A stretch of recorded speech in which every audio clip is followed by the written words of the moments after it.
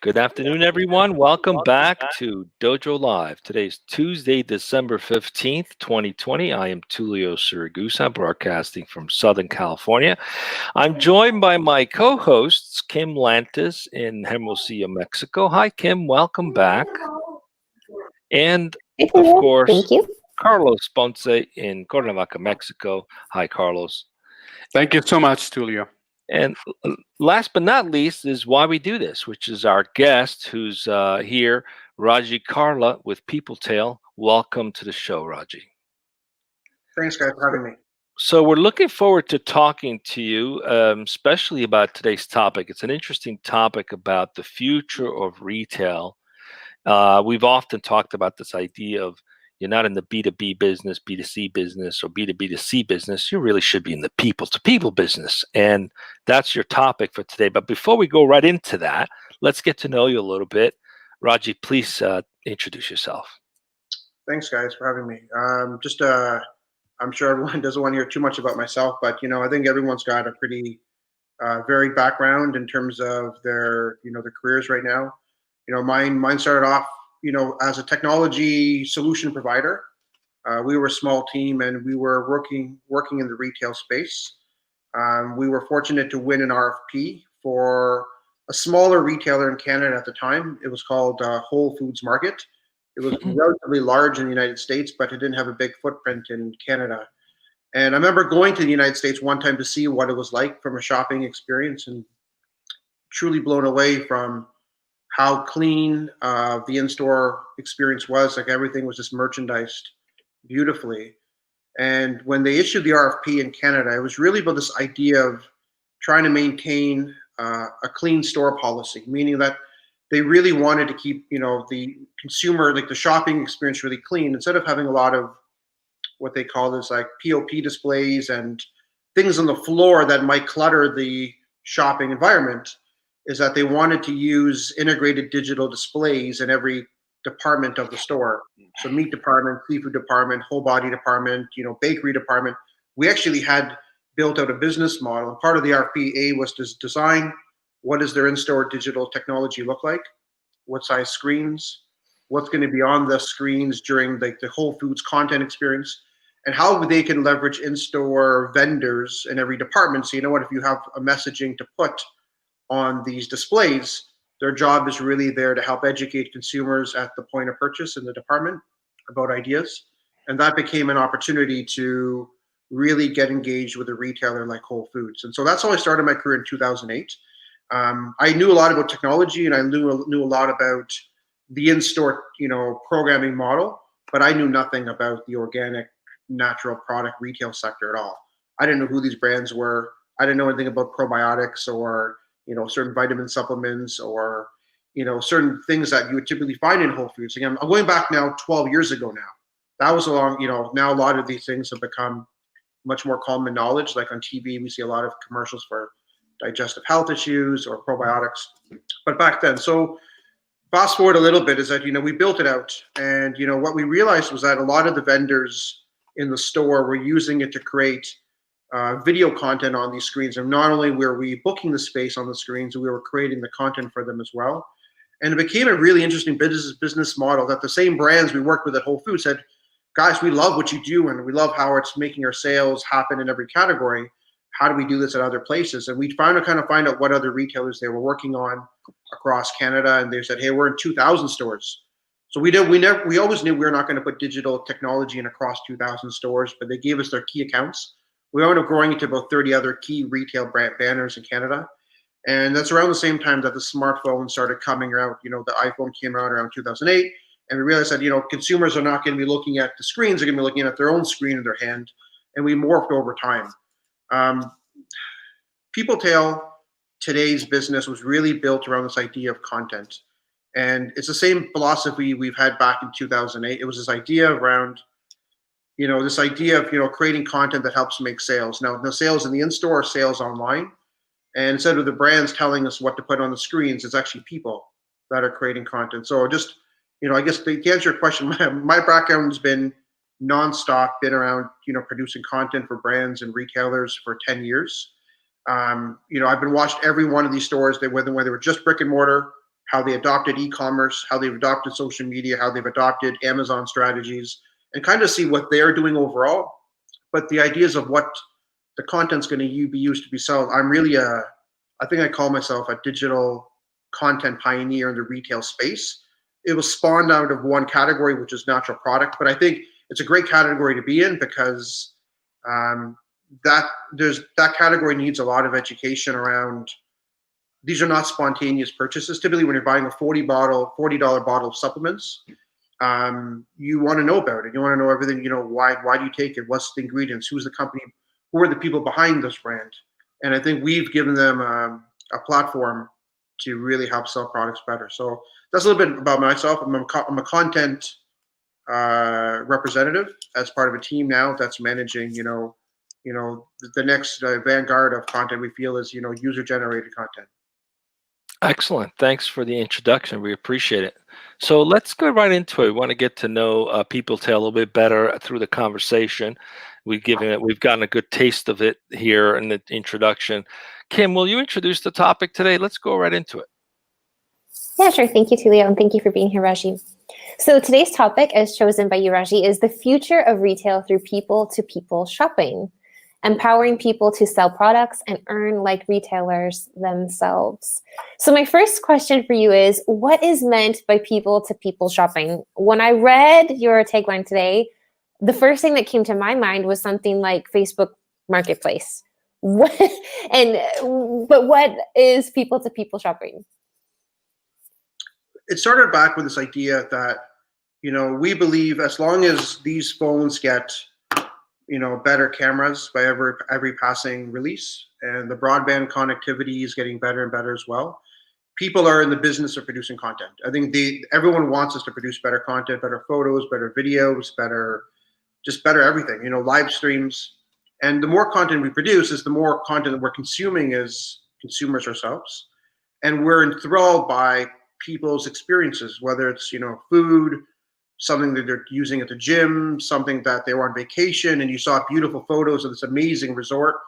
And I look back at some of the purchases that are not spontaneous, typically, whether it's a car that I'm buying, I think for the past 3 cars, I've known more about the car than the dealership or the representative. Or if I knew about the vacation, I know everything about, because I just loved watching the guy walk around the resort in a Speedo and actually just talk about the entire resort, and you learn about it, and then you just want to make a purchase. And why I give these examples is that consumers are getting much more knowledgeable because they're consuming a lot of user-generated content, whether it be YouTube videos or photos or Instagram content. They're just watching it, and then they're jumping off immediately to go make a purchase.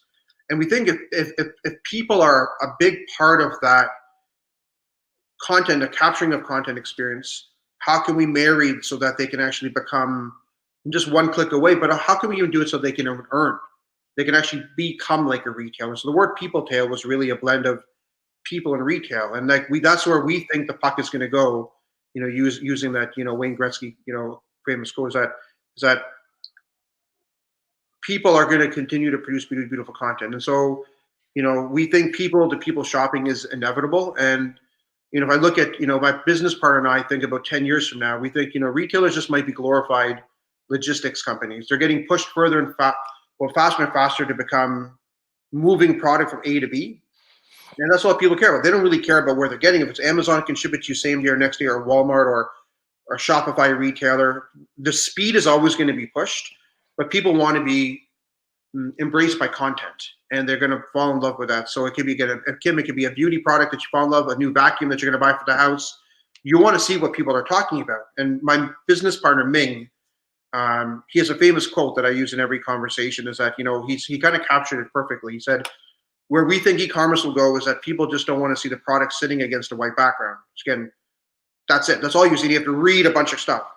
Where people are more motivated, but they want to see, how do people use these products to make their life better? And if you think that someone's bought something, whether it's a new hair dryer or a toaster or an oven or whatever it is, and people have really great content, a really good experience about it, and they've communicated that clearly, especially through video, how can brands really capitalize on leveraging people to tell their story? And I think that's a big part of what we're aiming to do with Peopletail."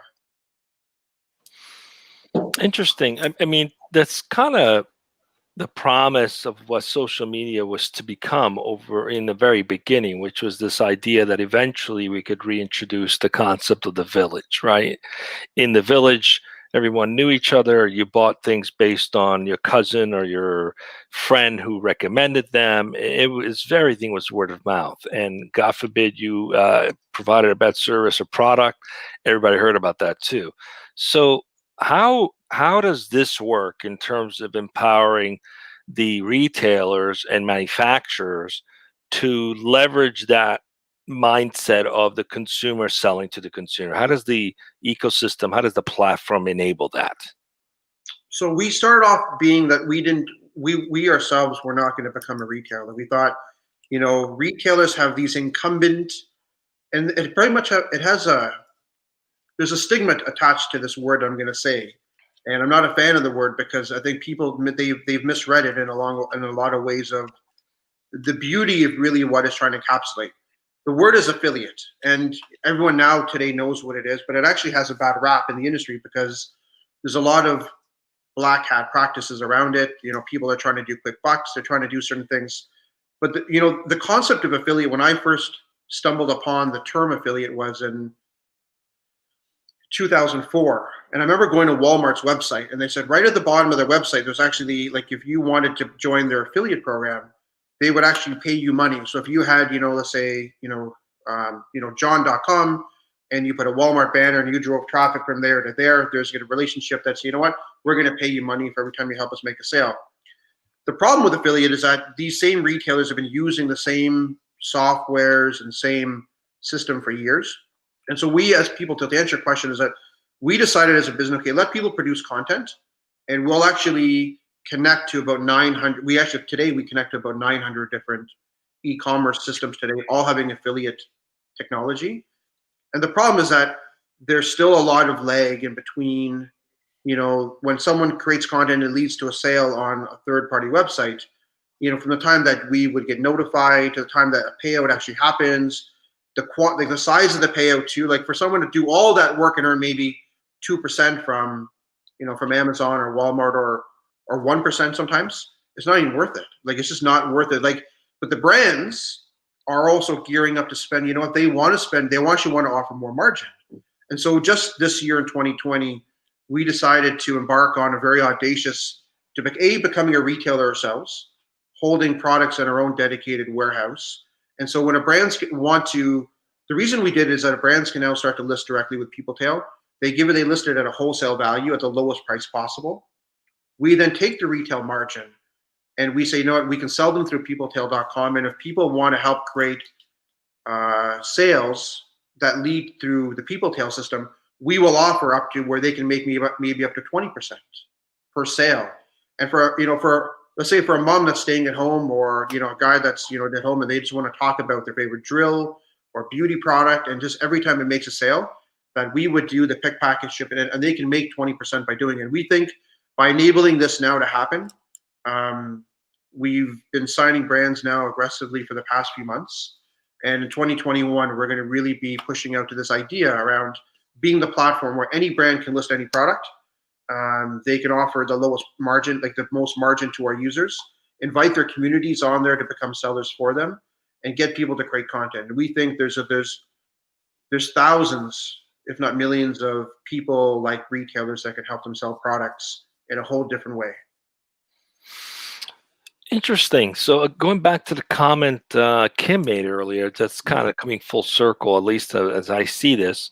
I've seen on Facebook Marketplace, I was looking for Chimenea, and I saw the same one listed by a bunch of different individuals. And I started thinking, how do these guys all have the same product? What is going on here? Is that enabled through something like this, where now I can essentially go on Peopletail, right, and identify key products that I'm interested, that I want to represent and potentially put out in the marketplace? Then is it on me as the individual to go choose where I'm going to go sell this product? How does it work? How do you go from seeing the product that's available, marketing it as an individual on various platforms? How does that work? Do you guys facilitate all that? Can you walk us through the process a little bit? Yeah, so I'm not too familiar with the Facebook Marketplace example, but on Peopletail.com. So we're right now before the end of Q4. We're listing about 20,000 unique SKUs into our database, and these are products that are available as us as a retailer. If Kim is a user on Peopletail, she can see, what, I love a certain product that she may recommend that's already in her database, and to share it out there. And if someone comes back to the site because Kim send out a link from her page for someone to come back and shop, she can earn up to 20% of every sale that happens. So these are products that are typically in our database already, and we're courting more and more products to be in our system. And so that's probably the easiest way to explain how Kim or a user could earn with us. I know Carlos has a question just to close the loop on this, but I could essentially put that link on I could list that product on a number of places, whether it's Facebook Marketplace or what have you. As a seller, I have the freedom to do that, I assume, correct? Yeah, people are putting them in their social media. People are putting them in their blog. They're putting them in their, certain platforms like Facebook. People want to, I think people are looking just to kind of, contact the sellers directly in terms of who's selling it. But if there's a link to buy it and they link back to, hey, the place of where Peopletail, then Kim's. So every link that we do is really attached with ID technology so that we understand that's Kim doing it, and we know that Kim is responsible for making the sale. Go ahead, Carlos. Sorry, I think you have a question.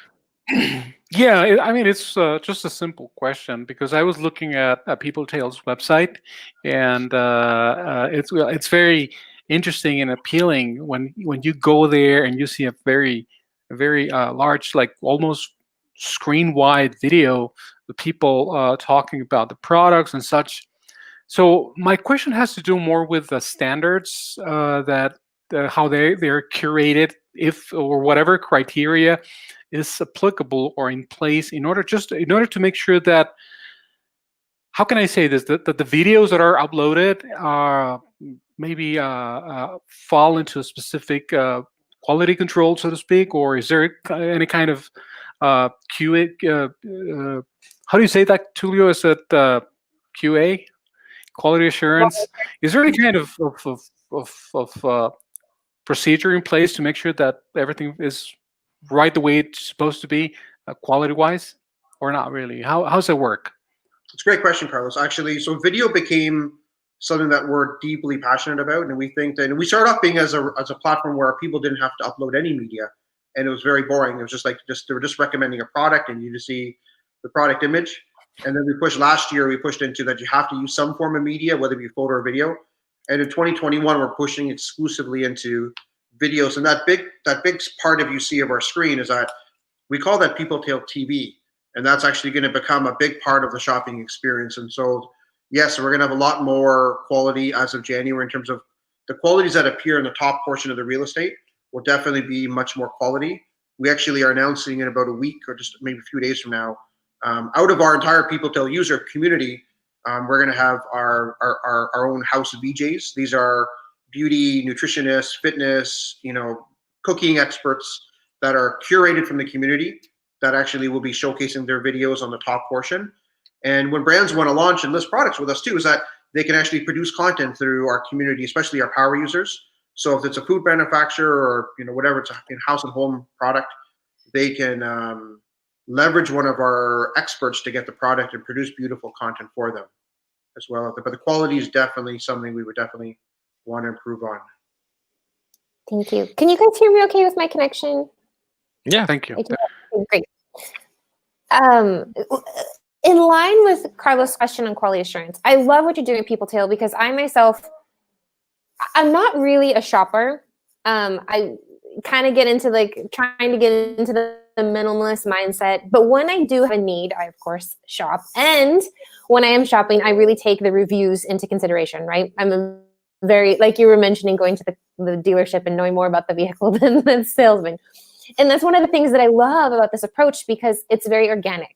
And I personally find that I'm able to trust an individual and their opinion more than something that I would see in an advertisement or a commercial. And I think that's really beautiful. But one of the things that I appreciate with reviews is the honest truth. This is what I like, and this is also what I don't like. seeing as how, if I'm understanding this correctly, there is some, I mean, you have providers that you're working with. So are there rules set in place for the ugly truth as well? Or is that also something that Peopletail includes? Not just, yes, this product's awesome, but keep in mind this element as well. Like how truthful do you encourage that content to be, or is there any kind of monitoring in that aspect? Like, Great are we question. allowed to say the ugly? It's a great question. We believe in honest truth. So we've had numerous times where we're working with a brand to launch a new product, and typically we do these things called challenges. And a challenge is when we task our community to try a new product from the manufacturer, and we send them out to users across the country. And we ask them to publish an honest review of how they've used it or demonstrate it within about 14 days of receiving it. And whether it's good or bad, we definitely we've had a mixture of both, but we like the ones that are honest and the ones that are, so we don't tell people if they had a bad experience or the product smelled bad or was sticky or whatever it might be, leave an honest review. Actually, honest reviews, in our opinion, help out the sales process, because if everything is a glaring, spot-on review, something's probably on the up and up. And so we are definitely proud to say that, it's very authentic experiences. Even as we embark on with our VJs, and brands can actually hire someone to do a custom video for them, we'll denote those as ones that are actually paid for by the brands. Like in that case, in those situations, the users are just being asked to explain or demonstrate a recipe around a product. And actually, they can say no. If they got the product, they don't like it, they don't have to do it. So we don't force it upon anyone. We just want the right people that if they commit to doing a review, they do it to the best of their abilities, and they're doing it earnestly. But bad reviews are part of it. And actually, they do help out, because sometimes they help the brands learn about something that maybe that they did not know about before. Actually, I won't say the brand, but there's a brand that we launched with, they had 6 different unique products. 2 of them were faulty. And actually, they learned a lot about that through the Peopletail community, that it just wasn't mixing well into the smoothie beverage that they're doing. They actually recalled those 2 products and actually just reformulated the whole thing. And it's because I think of our community, they were just like all these negative reviews. And it was actually probably the best thing that actually happened to them. Interesting. It sounds as though what you're describing is what's needed is authenticity, right? So to go back to the question from Carlos, does it have to be like this professional production, or do you see, you're the content expert, right? Or do you see better traction when maybe something that's a little less perfect, a little more choppy, a little bit more real? Have any studies been done in terms of what works and is more effective? Is it the more professional polished video, or the person with the shaky hand maybe just doing a home video real quick that's honest to truth and authentic? Yeah, I think I'll use an analogy of TripAdvisor. So when we went on vacation every year, we would typically go look for, hey, we're looking for a vacation to go to. Let's say we're going to go to Jamaica. And, we would typically go look for online, find a resort we like, right away jump to seeing the photos and videos or reading the reviews. At those times, we don't care who the person is. We don't care how big of an influence. Actually, the more credible influencer they're worth, probably the less we would probably trust it. But we would jump to YouTube and just watch every little, from the time they boarded a plane to they got off, to the check-in experience, to the whole thing. And it's just about being as real as possible without it being like it's a paid commercial. And I think sometimes those little nuggets that we see along the way, you can trust them, we like them. And a lot of our people, like, we don't use a term that people are like, we don't care how many followers they have, how much influence they have. We just say, like, we like working with everyday moms that are staying at home and just talking about products, because they're doing it because they actually love being content producers. They're looking for a new hobby. They're looking to talk and share things with other moms that are just real. And so we advocate for that all the time. And so, yes, I think what Carlos was saying earlier about the top real estate portion on the screen, like, we think we have to reserve something for a little bit better quality. But generally speaking, we love all types of content. And, Right. It really. Yeah, totally. Sorry, I was just going to say, what you're saying really resonated with me. Yeah. I kind of fit very nicely into that. Yeah. That box, the kids. But what I love about it is it seems, what's the word? For me, achievable. Like, it seems I'm not overwhelmed by it. I think about this idea of, gosh, I like to talk, I like to make videos. Maybe I have something here, but here's my YouTube channel, and mom, sister, best friend, can you follow me? Having this struggle to kind of get off the ground. But I think to have this platform and this sort of one-stop shop, people like me can come together and have a place to start is, I think, really beautiful. And also just encourage me to get behind the products that I actually genuinely like, and to have that already available to me. I think it is a recipe for success, and making it seem possible, achievable, and something that I actually manage. For sure.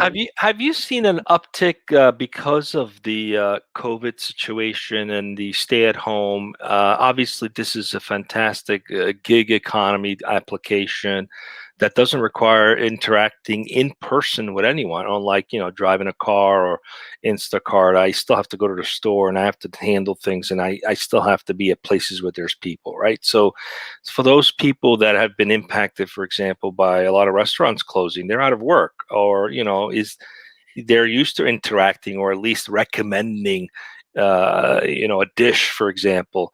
Is there a group of vertical type of individuals that make a better fit for this kind of thing, or is it pretty broad? Who's kind of coming on board? I know you mentioned the stay-at-home mom, but what about other people that might have been impacted, economically because of what's going on? What are the typical good profile of people that should think about this and do this? Yeah, we're the COVID situation really increased our user community quite a bit, like relatively fast. I think a lot of people were looking for more ways to make money. They're looking for ways to grow their. I think people are not even doing it so much for the money right now. They're doing it for trying to build a personal brand. I think a lot of people are starting to realize that they're wanting to become an authority on a certain subject matter, whether it be beauty care products or recipe products, or other kind of categories that we offer. And they just joined Peopletail because they think that was a starting point to get a profile, start blogging, or start reviewing products that they loved, and they could be part of this small community that grew out of it. And so our we have a lot of moms that are using the platform. We had a major influx of users from March till right about June. I think it was really a lot. Everyday signups were going up pretty good. But also the biggest influx of users became brands. Brands, a lot of our brands were selling and doing a lot of marketing in the brick and mortar store experience, and just trying to do stuff, and realize that they were all shifting their budgets. You know what? We need to invest more into online direct to consumer approach, or they were using us to produce content for their products. And so they would come here, book campaigns. We call them challenges, as I mentioned, and say, Raj, we need a way to get our products out to people out there that can just talk about stuff and create content for our products, because we want them to lead and help support our launch at Walmart, or trying to think about, we work with a lot of Canadian retailers like Amazon.ca as an example. If we're getting on Amazon, we're going direct, and we need more content out there. And so we got a massive increase of brands that were looking traditionally to do things in print advertising or other mediums that were out there, and say, we're going to go right into digital and user-generated content. And I think direct to consumer is a big part of the future, and it's just going to get better and better as we go.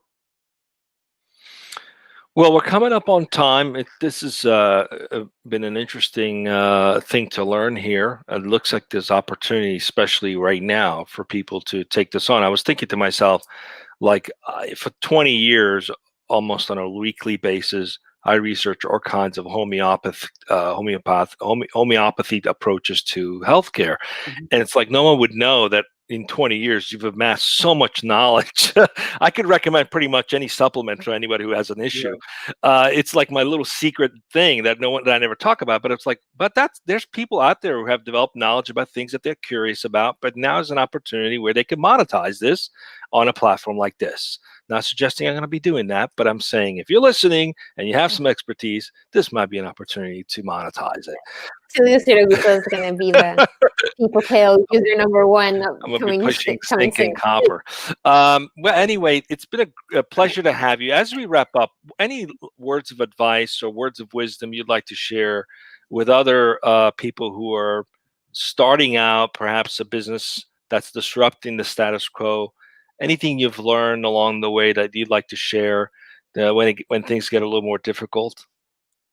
Um, when things get more, I think the best thing that I could offer is that, you know, sometimes the craziest ideas are obviously, you know, the ones that you should probably try to pursue. Like try to whatever you think can make a better look at the current way someone's doing something and just try to figure out is can you make it faster or not cheaper all the time, but just make it a better user experience of how people do certain things. And I think, you know, and it's going to take time. Like Magic, I think, like Peopletail's taken us 3 years. It started off just an idea, walking with my co-founders, talking about the idea to, you know, executing it and you know ramping it up to the stage that you know we're at. But it took a long time, and you have to have the fortitude to kind of see that through. And like you know, like taking an idea is not going to be magic. It just there's rarely instances where you know you take an idea and the execution is everything. So surround yourself with really smart people. Number one, talk about it, get feedback, but try to build a small team that can really take the idea from idea to execution. That's the hardest part right now. And I meet a lot of great entrepreneurs that have amazing ideas, but they don't have the ability to execute, or they can't find a great co-founder, or they can't find a technical person to work with them.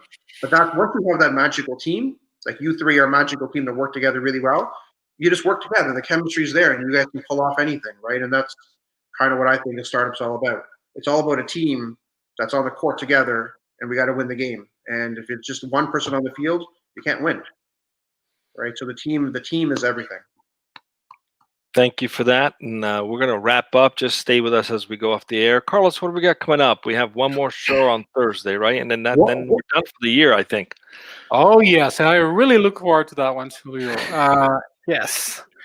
Thursday, we'll be speaking with Ryan Jones, the product lead and manager at VMware.